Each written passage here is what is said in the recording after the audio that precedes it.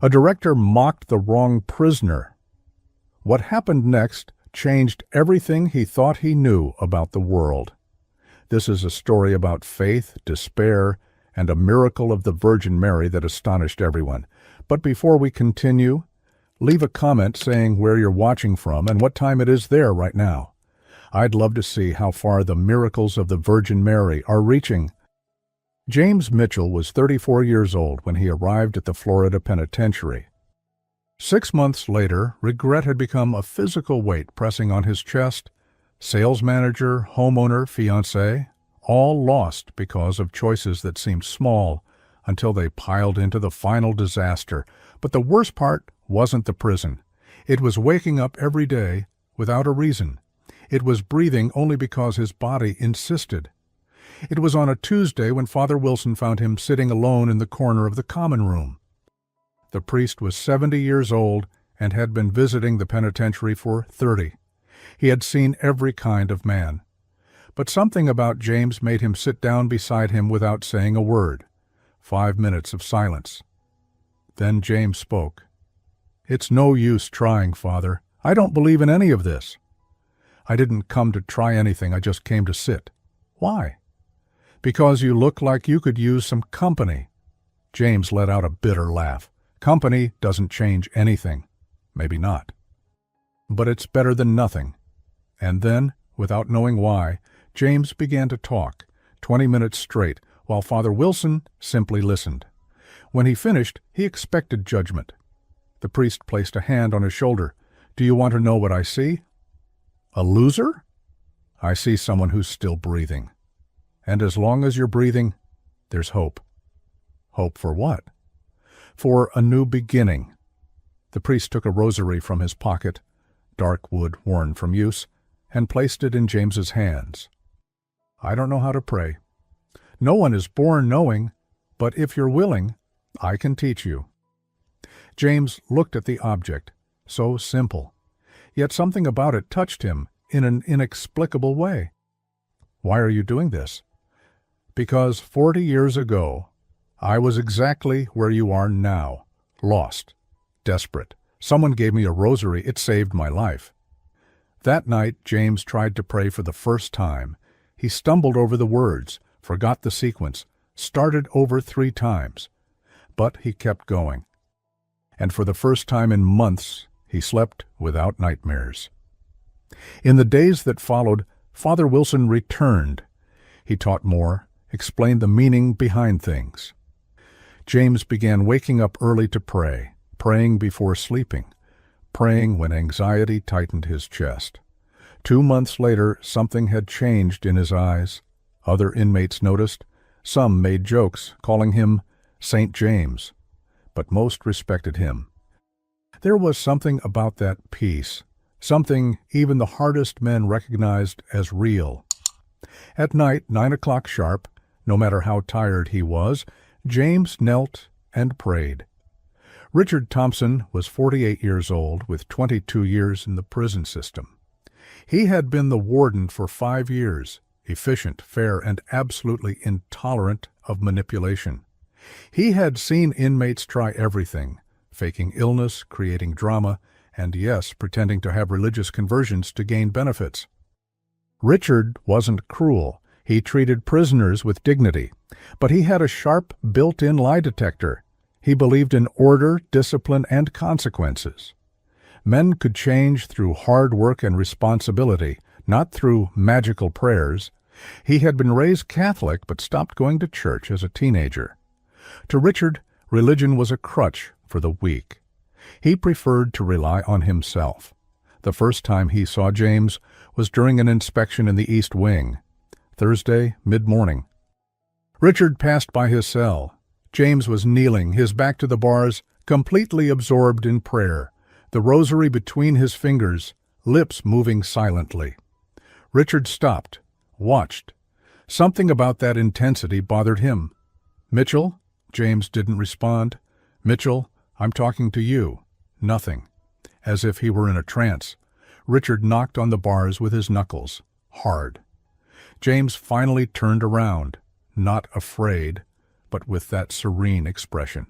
"Sorry, Warden, I was praying. I saw that. Nice performance. It's not a performance. Of course not. You're different from the other 200 inmates who find Jesus when parole is getting close. James didn't take the bait. He just stood there with those calm eyes, and there was something about that calmness that irritated Richard deeply, as if nothing he said could shake that peace. Do you really believe praying will change anything? It's already changed everything for me, sir. Richard looked at him for a few more seconds, shook his head, and walked away. But he couldn't get it out of his mind. In the following days, every time he saw someone praying, he thought of that inmate. Every time he passed through the east wing, his eyes searched for that cell, and James was always there, always with that impossible peace. 2 weeks later, Richard had a terrible day. Administrative problems, a missing guard, a headache that wouldn't go away. He decided to take a walk. His steps led him to the east wing, to James's cell, 5:20 in the afternoon. James praying, as always, but there was something different in the air, a density, a presence. Richard stopped a few meters away, watching. And then something happened that would change everything, the scent. Roses, unmistakable, impossible. It filled the entire hallway surrounding Richard completely. He looked around, confused. There was nothing. No flowers, no cleaning product, nothing that could explain it. The fragrance was so intense it felt almost physical. Richard felt a chill run down his spine. He looked at James, who kept praying, completely unaware. Richard took a step back. The scent followed him, another step, still there. His heart began to race. This made no sense. It wasn't possible. He turned and left quickly, almost running. The perfume followed him for a few more meters, and then vanished as suddenly as it had appeared. Richard stopped in the middle of the hallway, leaning against the wall, trying to steady his breathing. What had that been? Fatigue? Was he working too much? Some neurological problem? He rubbed his face with his hands. It had to be something rational. There had to be an explanation. But deep down, a part of him he didn't want to acknowledge knew there was no rational explanation for what had happened. That night, Richard barely slept. He tossed and turned in bed, his mind returning again and again to that moment. The impossible fragrance, the peace on James's face, the sense of presence. He tried to convince himself it had only been exhaustion, stress, but the memory was too strong, too specific, too real. The next day, Richard avoided the East Wing.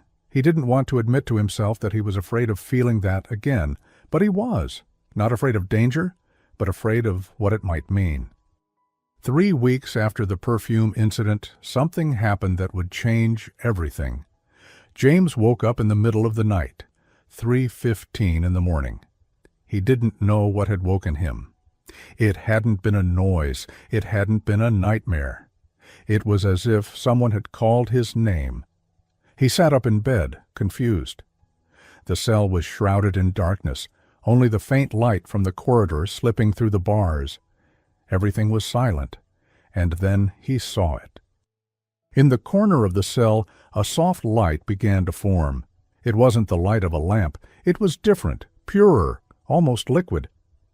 James froze, his heart pounding. The light grew, took shape. And then she was there. A woman. Celestial blue dress, white veil, hands joined in prayer.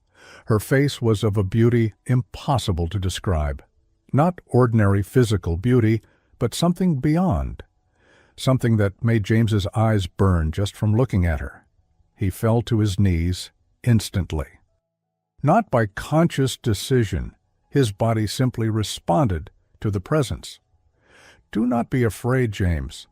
The voice was gentle, but it filled the entire cell. It filled all of James. He couldn't speak. He could barely breathe. Tears streamed down his face, not of sadness, but of an emotion so intense it had no name. "I need you to do something for me." The vision changed. James saw a girl, 15 years old, long brown hair, bright green eyes. She was laughing, happy. Then the image shifted. The same girl, but now lying in a hospital bed, pale, unconscious, surrounded by machines. You must tell him that she will be fine, but he must have faith. And then she disappeared. The cell returned to its usual darkness. James remained there, kneeling, trembling from head to toe. It had been real, more real than anything he had ever experienced. He didn't sleep again that night. He stayed awake, replaying every detail of the vision, the girl's face, the exact words he had to say. In the following days, James carried that knowledge like a weight. He would see Richard walking through the corridors, and his heart would tighten. He wanted to tell him everything, but something held him back. It wasn't time yet. Richard, meanwhile, was having ordinary weeks. He worked, went home, had dinner with his family. His life went on in its predictable, controlled routine. Emily, his daughter. She was a bright, responsible girl, the joy of Richard and Linda's lives. She had plans to study medicine. Everything was fine until it wasn't. It happened on a Wednesday. Emily was in chemistry class when she felt dizzy. She thought it was hunger. She had skipped breakfast.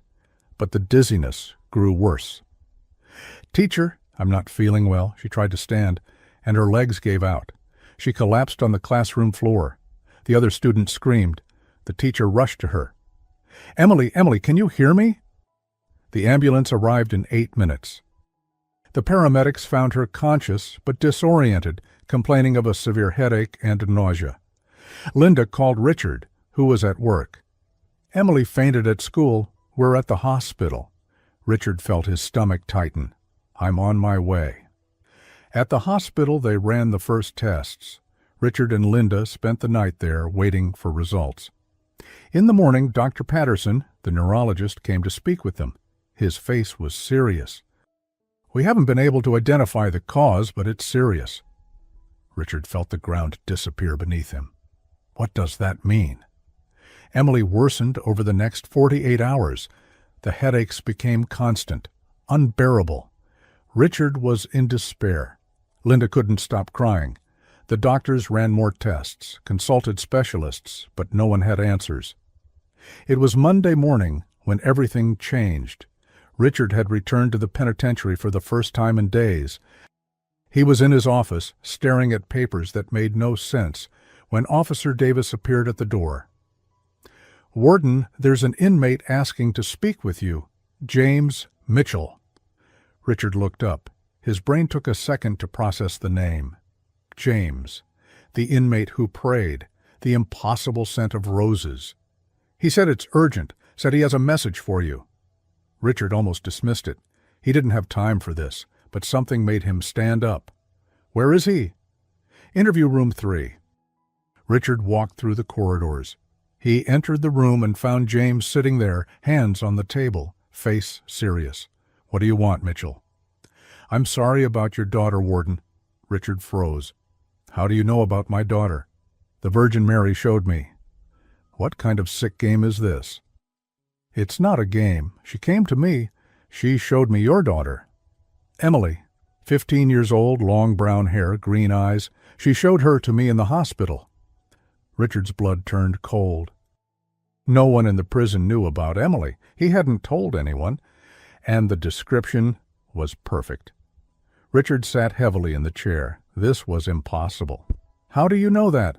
"She's the one who showed me. She showed me because I need to give you a message." "What message?" James looked straight into Richard's eyes.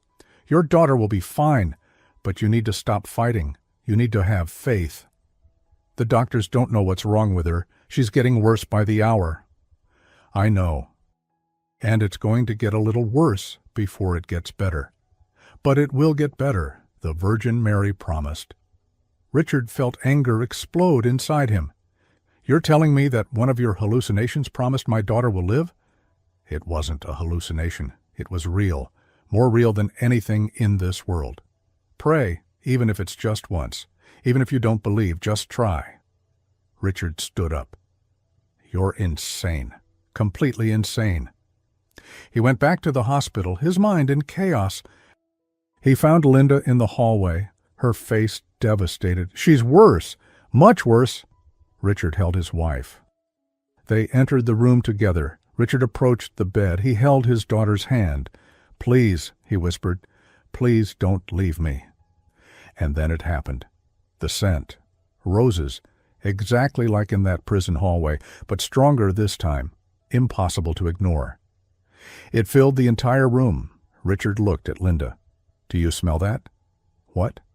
"The smell. Roses." Linda frowned. "There's no smell here." But there was. Richard knew there was. It surrounded him completely. Impossible. Inexplicable. Real. The scent grew stronger for a few seconds, and then began to fade, slowly, like smoke carried away by the wind. Richard stood there, frozen, his heart pounding uncontrollably. "Richard, are you all right?" Linda held his arm. I don't know." Richard didn't know how to explain it. How could he tell his wife that an inmate had seen a vision of the Virgin Mary that predicted all this? How could he say that he had felt an impossible fragrance that no one else could smell? That night, alone in the room with Emily while Linda slept in the waiting room, Richard did something he hadn't done in 30 years. He knelt. He didn't know the words. He couldn't remember the prayers. But he clasped his hands, closed his eyes, and prayed. And when Richard opened his eyes, he felt something different. Not peace. He was still terrified. But there was something there, a tiny spark of hope that hadn't been there before. He sat in the chair beside the bed, held Emily's hand, and waited. The hours dragged on. Richard didn't sleep. He just watched the monitors, every beep, every line on the screens. 3 a.m, then something changed. Emily's temperature began to normalize. Richard looked at the monitor, thinking he was imagining things. He stood up, went to the hallway, and called the nurse. "Her temperature is stabilizing." The nurse came in, checked the monitors, then verified manually with the thermometer. "You're right. This is unexpected." "That's good, right?" "Yes, but we need to see if it holds." It held. By 5 a.m, Emily's temperature was almost normal. Dr. Patterson arrived at 9 for the morning rounds. He looked at the monitors with disbelief. This doesn't make sense. At 11 a.m, Emily opened her eyes. "Dad?" Richard nearly fell off his chair. "Emily, you're awake!" Linda ran into the room, drawn by the noise. When she saw Emily awake, she collapsed into tears. Dr. Patterson quickly examined Emily and ordered new tests. 2 hours later, he returned with the results in hand and an expression Richard had never seen before. "She's cured." According to the tests, yes. It's as if she never had anything. I've never seen anything like it. Emily was discharged the next day. The doctors wanted to keep her longer for observation, but every test came back perfect. It was as if the past few days had never happened. In the car on the way home, Emily spoke. "Dad, I had a really strange dream." Richard looked at her through the rearview mirror. "What dream?" "There was a lady. She was beautiful, wearing a blue dress. She held my hand and told me I was going to be fine." Richard almost drove off the road. Linda looked at him. "Richard, watch out!" He couldn't respond. That night, after Emily went to bed and Linda had fallen asleep, Richard sat alone in the dark living room. His mind replayed everything. The vision James had seen, the fragrance, the impossible recovery, Emily's dream. There was no rational explanation. None. For the first time in his life, Richard considered that maybe, just maybe, there were things beyond his understanding. He went back to the prison, walked straight into the interview room, and asked them to bring James. When James entered, Richard didn't say anything for a long moment. He just looked at the man who had changed everything. "She's fine," Richard finally said. "The doctors can't explain it, but she's completely healed." James smiled. "I know. The Virgin Mary always keeps her promise." Richard rubbed his face. "This changes everything, everything I ever believed. You don't have to change everything at once. You just have to accept that there's something greater, Richard stayed silent. Then he reached across the table. "Thank you for praying for my daughter, for not giving up even when I treated you badly." James shook his hand. "I didn't do anything. It was all the Virgin Mary." "Even so. Thank you." Richard left that room a different man from the one who had entered. In the following weeks, subtle changes began. Richard stopped mocking those who prayed. He went back to church the next Sunday, sat in the last pew, uncomfortable, not knowing what to do. But he went back the next Sunday, and the next. James was released 4 months later. His parole hearing was unanimous. Richard wrote a detailed letter of recommendation. On the day James was released, Richard was at the gate. "Good luck out there." "Thank you, Warden." "Richard, you can call me Richard." James smiled. "Thank you, Richard. Can I ask you something?" "Of course." "Faith. Does it always come so easily to you?" "No. There are hard days, days I doubt, days I'm afraid. But I choose to believe even on those days, and she always shows me it's worth it." "How do I do that? Choose to believe?" "You've already started, when you knelt in the hospital, when you asked for help, when you opened your heart to the possibility. That's already faith." Richard reached out his hand again. "If you need anything, a letter, a reference, anything, call me. I'll remember." James walked through the prison gates, free for the first time in years. Richard watched until he disappeared from sight. And you? Do you believe in the miracles of the Virgin Mary? Write in the comments. If this story touched your heart, subscribe to the channel, turn on the notification bell to receive more stories about the miracles of the Virgin Mary, and share this video with someone who needs to renew their hope today. May the Virgin Mary continue to bless and protect you and your family. Amen.